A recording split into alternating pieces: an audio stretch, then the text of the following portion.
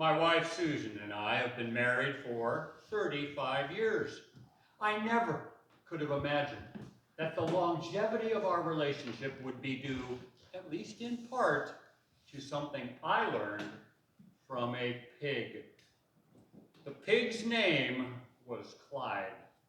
The lesson did not come easy. Clyde's story actually begins long before he entered my life, when Susan and I were first dating. We were in the Yahoo stage of the relationship, and of course I asked her to move in with me.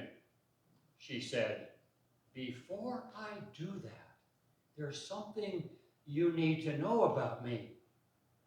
Uh-oh. She said, "I really love animals." My thought, animals? I love animals too. Come on in, darling. She did. It did not take long before I found out what she was talking about. We had every kind of animal as a rescue pet you can imagine.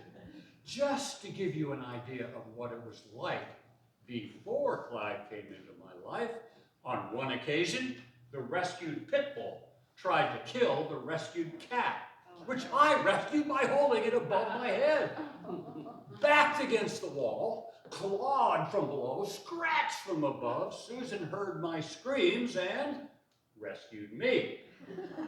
As I stood there bleeding, I have to admit, I felt really good when she said, "Oh, sweetheart, are you okay?"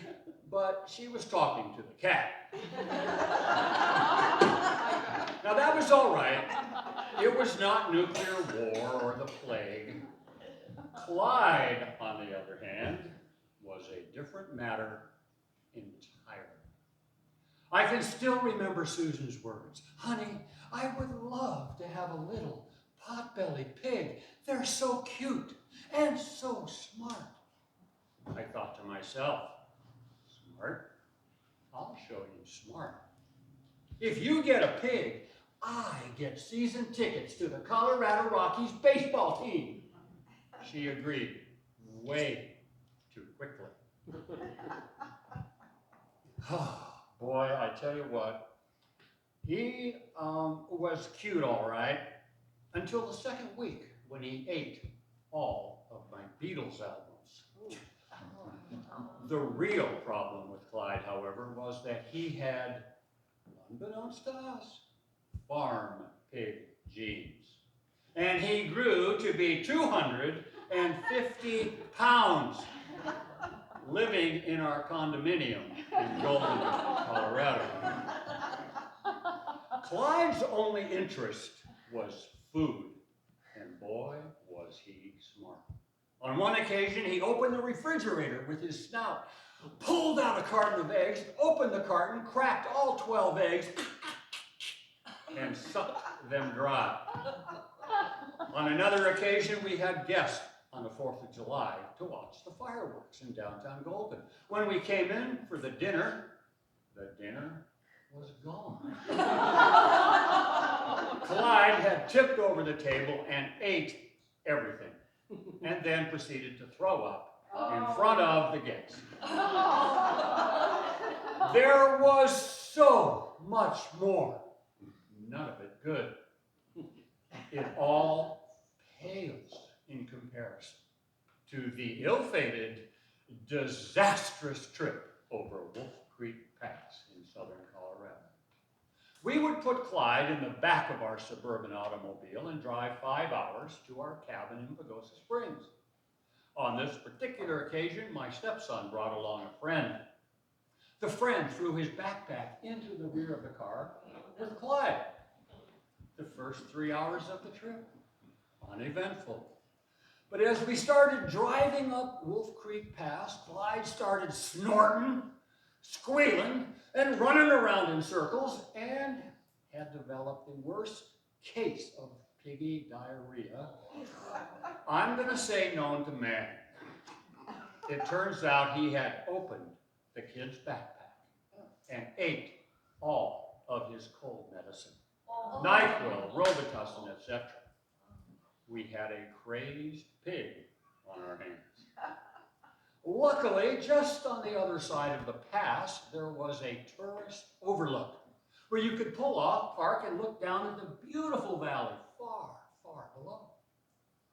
We stopped. Susan got out of the car and went to the back to clean up after her darling pet.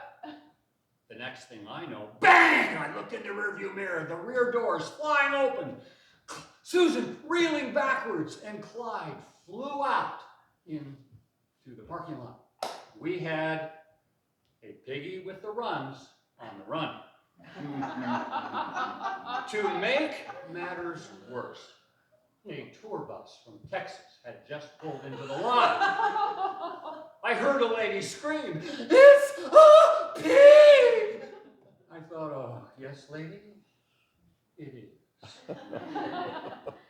The tourists were mightily entertained as I chased Clyde around that lot. I finally got him, but fell on my back, Clyde on my chest, his legs churning in the air, and he was screaming like a pig. The tourists were howling with laughter, and I had a very dark thought. I wanted to throw Clyde over the edge of that overlook to his certain death below.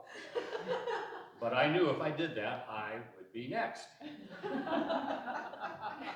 I finally got Clyde into the car, by getting a bag of Fritos from Screaming Lady.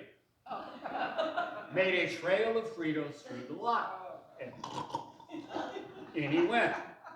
And off we drove, away from what we now refer to as Clyde's rest stop. As we drove away, I asked myself, what's the lesson here? What do I have to learn from my life with this pig? I did not get it right away. Many years later, after Clyde's peaceful passing into piggy heaven, you'll be happy to know he went out eating a gourmet peanut butter and jelly sandwich. I had a realization. Susan and I were laughing one night, thinking of Clyde, reminiscing, one of those it's funny now moments. And I realized something about relationships, and I'm going to share it with you. It's real simple. If you are married, and if you are contemplating staying married, I'm just suggesting you at least consider loving your spouse's pig, no matter what, in whatever form your personal Clyde may take.